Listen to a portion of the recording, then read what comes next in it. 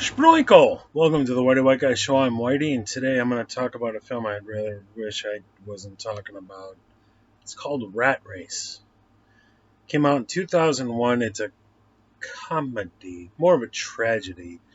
It was directed by Jerry Zucker and inspired by Stanley Kramer's 1963 classic It's a Mad, Mad, Mad World. Oh my God, this movie has Rowan Atkinson in it, who's been hysterical before. Whoopi Goldberg. The only thing I've ever really liked her in was not Top Secret. It was Loaded Weapon 2. I thought she was funny. Cuba Gooding Jr. has been an amazing dramatic actor. He's really hit and miss on comedies. Is one of the misses. John Lovitz, of course, legend. Kathy Najimy, I don't know her name. Lania Chapman, can tell you. Breckenmeyer, who I like a lot. Amy Smart, who I like a lot. Seth Green, of course, Robot Chicken. He's been in a bunch of funny stuff for a long time. And then Vince Vailoff, Wayne Knight, John Cleese is in this and is funny. Someone named Dave Thomas. This is doable. This is should be a winning cast. Should be able to make a good film. There's some funny people here. What the hell goes wrong? I was reading that off of Wikipedia. Let me just talk to you about this. So, a bunch of people from a bunch of circumstances and backgrounds go to Vegas. When they're sitting there, you're getting introduced to them. You learn a little tidbits about them. For example, Cuba Gooding Jr. is an NFL referee. He blotched the coin toss, cost the team a game. People are pissed at him. Breckenmeyer, I don't remember exactly what he does, but he's some kind of not like a lawyer, like a defense attorney or something. Maybe district attorney, somebody like that. Successful guy and very honest and very self-confident. That's going to come into play later. Whoopi Goldberg, I don't remember her occupation. She's Whoopi Goldberg. And so they all, as they're sitting there and playing the slots and getting to know a little bit about them, they win a little coin. Oh, what's this? This is strange. And it says, go to room such and such. There'll be a prize. Okay. Or you may win a prize. It's like that. So they go to this conference room, and there's, I think, it ends up being 12 people. And then John Lovitz is there, but John Cleese is there.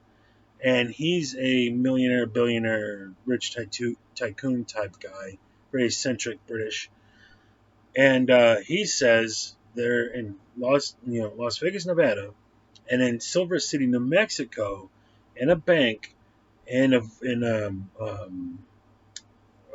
thingamajig, PO box thing.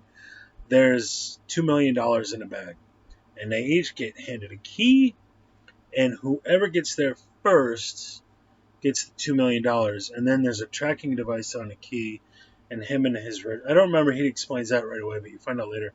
Him and his rich buddies are going to watch this rat race as they all scramble to try to get to the money, and then the joke is they're all placing bets on who's going to win and stuff throughout the day. So at first no one takes this seriously. Everybody's just like, say what? And then Rowan Atkinson, he starts taking off first, and everybody's like, oh shit, this is real. And they all start to scramble on a rat race to get there. I can't stand fucking any of these people, with the exception of Breckenmeyer.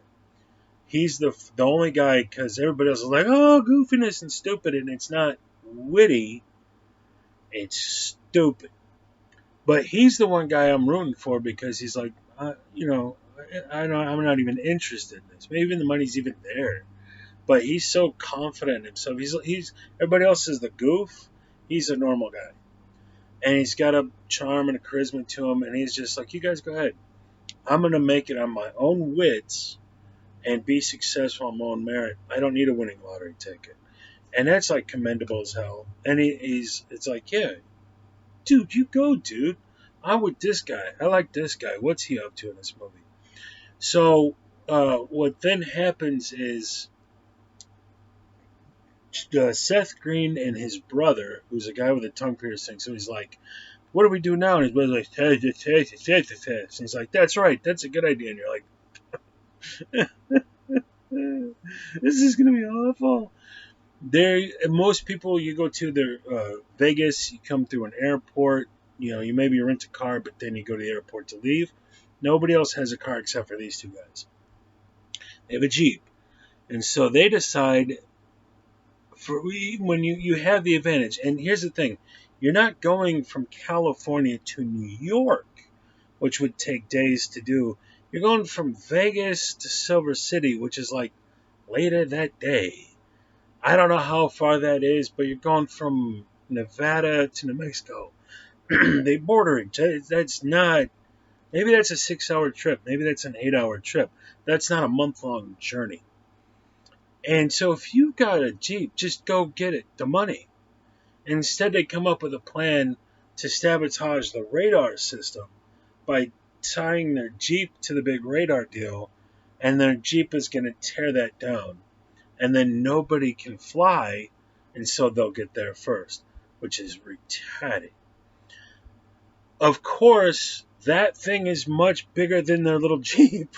So when they hit the gas, instead of that thing coming down, their Jeep gets pulled up because it's just doing a spinny. It gets caught on that, and as it's spinning on, it's pulling their Jeep up. And as even you're watching this, you're trying to suspend some disbelief and go with the story. Seth Green could have just hopped out of there in 2 seconds.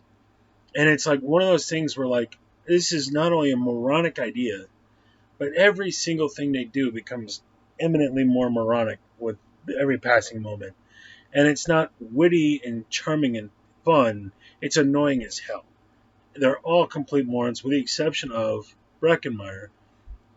And then he's going to run into, I think it's Amy Smart, who's a gorgeous, gorgeous blonde lady. Let me sure I'm getting this right. That locks me a good thing. And then there's actually a little bit of a charming back and forth with those two because, yeah, it's Amy Smart. And he's in the lobby waiting for his flight or some such to go out. And then, of course, all the flights get canceled because they end up breaking the damn thing, but losing the Jeep in the process. Or no, I don't. Yeah, and then they sell a car. Some shit happens. But as Breckenmeyer is waiting in the lobby for his opportunity to get out of there, he sees Amy Smart sitting there, and then there's this clever little thing where they're reading the same book, and he goes, "Hey, how'd you like the book?" And it's actually charming. There's a little charming thing going on, and you can tell he's digging this lady, and he's trying to think of something clever to say. He finally does, and they're both two really humble, intelligent people, and you're like, "Well, hell yeah, I'm with these guys. Go team! Smart, intelligent, not moronic. Good for you." Then he's like, "Well, yeah, what do you do for a living?" She goes, "I'm a pilot." I'm like, "Oh, you must be, bummed out because all the flights are canceled. Nobody can get out of here because the radar thing's broke." And she's like, "Oh no, I'm a helicopter pilot." And that's when the light bulb goes off in his head. She's a helicopter pilot. We can fly to Silver City and go get that $2 million. Way to go, team. I'm with you so far. Of course, this movie is this movie. So it can't be that simple, can it, kids? Nope. She's jelly over the cheating boyfriend. They go flying in the wrong direction. She goes to attack him with the helicopter, and I don't even know all the details. That she crashes the helicopter. They're on foot to get out of there. Cuba Gooding Jr. Goes to get a cabbie, and then the cabbie, is initially driving him down the road, and then sometimes he finds out who Cuba Gooding Jr. is. He's the NFL referee that cost him 20 G's on the bet on the game. So he takes him out to the desert, leaves him there in his underpants, and takes all his clothes. This goes all, Rowan Atkinson, I think I got his name right. I don't care. He has, what's that called? Where you just randomly fall asleep. Spacing what that's called. He has that. So he gets out in front of everybody. He's doing one of these and then just falls asleep. Then he comes to while everybody's out in front of him. And he gets hit by a car with the guy from Seinfeld, Newman, in it. I think that's who it was. Somebody's in there. And that guy, because all the plane traffic got shut down, there was a heart in a little box. It was going to this guy to replace his surgery. And now he just hit this guy, so he's like, "Don't sue me. I'll get you where you got to go." So they're both heading to Mexico. So they're driving down the street, and then it can't be that simple, can it? So they decide, oh, do you want to look at the heart? Even though this guy's trying to not get sued because he hit this guy, and this guy's trying to get $2 million. They're like, let's get distracted because there's a heart in here. So they open up the container like, wow, it's a heart, and pop, pop, pop, and the heart goes flying out the window. A dog comes and gets it. Oh my god! And it's one of those things where it's like, you know it's going to happen 10 minutes before it happens. Every decision everybody makes, with the exception of Breckenmeyer, is the dumbest fucking decision you can plausibly make, and it's the most basic, simplistic thing. So the writer's sitting there going, okay, and then they want to look at the heart. So he fumbles with it, pops out the window, and then we have, oh, a dog comes out of nowhere and comes and gets his heart. It can't be they just drive down the road and get there. And it can all be done in a clever way. You've got a great cast. You're sitting on a great cast of people who have all been funny with. Why you hired them? They've all done comedies. They've all been successful. And from a direction standpoint, the film technically looks fine. No big flaws as aesthetically. It's just the writing is awful. John Lovitz has his family with him, and they're on vacation, I'm pretty sure. And he's a businessman, and he's like, something came up. We got to leave. We got to go. He doesn't want to tell them about the $2 million because they'll freak out, I guess, and make it worse. Or he's trying to keep it for himself. I don't know. And then they're driving down the road, and it's one of these things. Here's the flaw. They all keep getting distracted by things and stopping to do things. So the little girl wants to stop in at this Barbie thing. It says Barbie, and she thinks that's Barbie dolls. And then when they get there, it's like a neo-Nazi thing for some German general named Barbie, and it's like, I see this dot here and this, and you can line that could be clever. That could be clever, damn it. So there's a few things in there. It's like this could be clever. And then one of the things I liked about it was instead of they're a Jewish family. John Lovitz is Jewish, and instead of them being raging anti-Semites and hateful people, they're like actually running a pretty well run like museum. It's pretty professional about how they do things. Only they're wearing swastikas and stuff. Something, something, something, something. They end up with Hitler's car because theirs broke or something, and then there's so but it's like, say, and then John Lovitz, he has the lighter and he ends up burning his, the cigarette lighter ends up burning his tongue, and then getting some shoe polish right here. So of course they stumble into like this World War II veterans event, and he gets up stage and he's trying to explain my family needs help, but his tongue's burning, so he's like, yeah, yeah, yeah, yeah, yeah, with the little Nazi thing, and they get upset, and it's like, what the heck? But here's the thing. There's $2 million. Everybody's obsessed over this $2 million. If Breckenmeyer goes to the blonde chick and says, "There's $2 million waiting for us. We have the helicopter. We have the head start." You're not going from Guam to Zimbabwe. You're not going from the Earth to the Moon. It's Las Vegas, Nevada to Silver City, New Mexico. The two states that border each other. Like they made it a corner. I don't care if you're jelly about your boyfriend. Anybody there is gonna be like $2 million. We're gonna split that 50-50. I got the helicopter, you got the key. $1 million. Let my boyfriend cheat all day. I'm gonna go get that $1 million.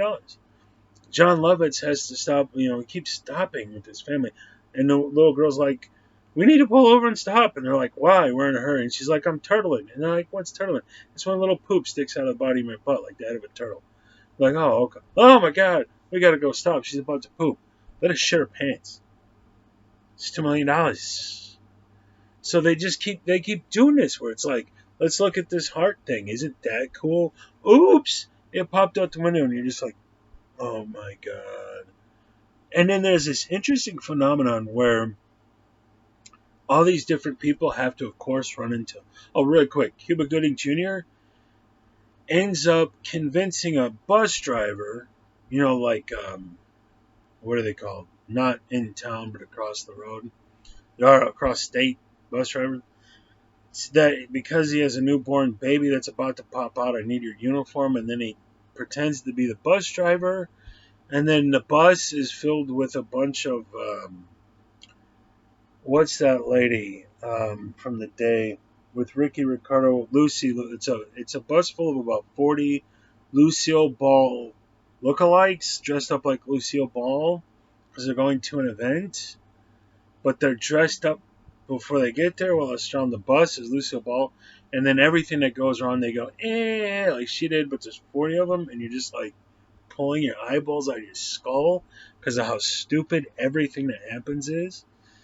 It's just awful, but it's like so he's the bus driver. He's going to impersonate the bus driver, and if I remember, like he gets on there, and it's like get a gun or a knife or something, and tell him to shut the fuck up. It's $2 million, so they keep we got to stop in and get a sandwich before we leave.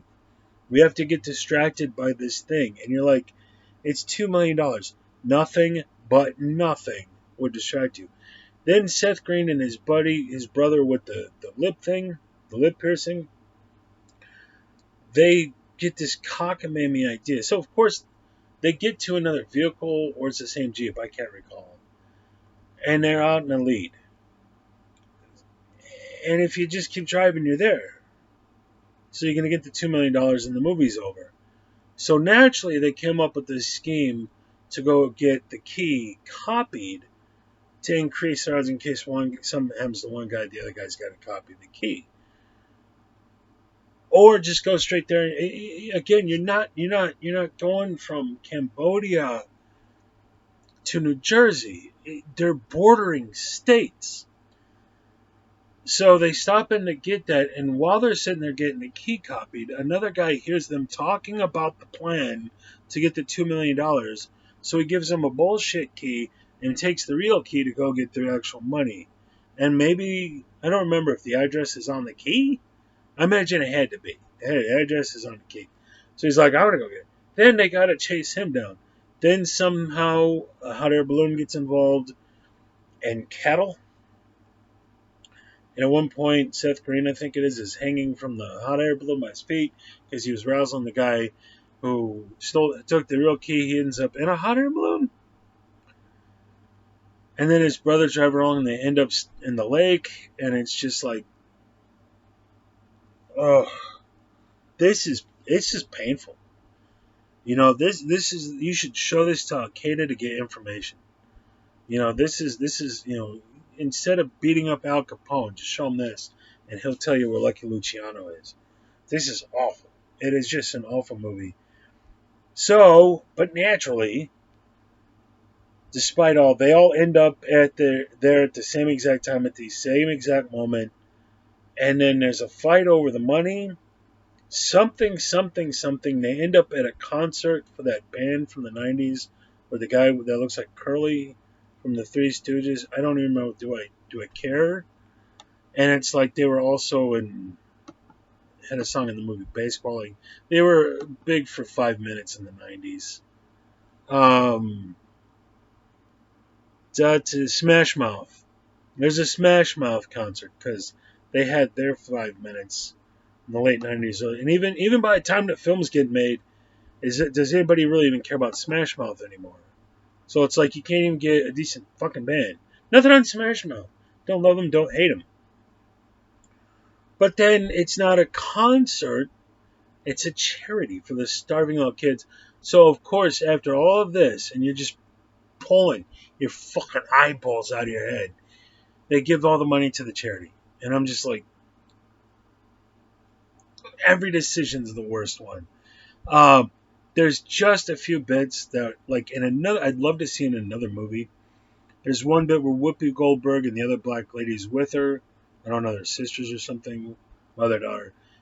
They go to get directions and they run into the lady who's from Fried Green Tomatoes, the fat lady, and she's selling squirrels with little live living squirrels that are wearing little outfits, which is of course absurd. No one's going to buy a squirrel. Then she gives them directions, but they're of course the wrong directions because she's pissed off they didn't buy a squirrel, and then they end up falling down a cliff. And as they're rolling down the cliff in the car like this, ah, there's little signs that say you should have bought a squirrel. And then they go flying off the cliff and they land with a dozen other cars with a bunch of skeletons in them because everybody else died because they didn't buy a squirrel.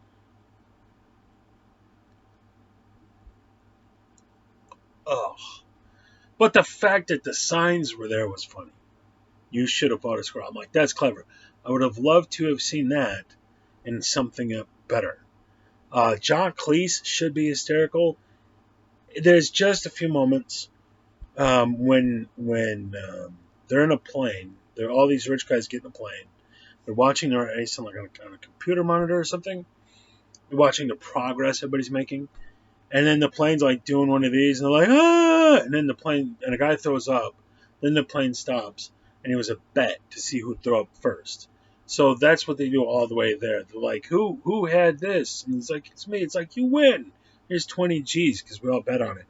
It was clever like once, maybe twice. They do it 15 times.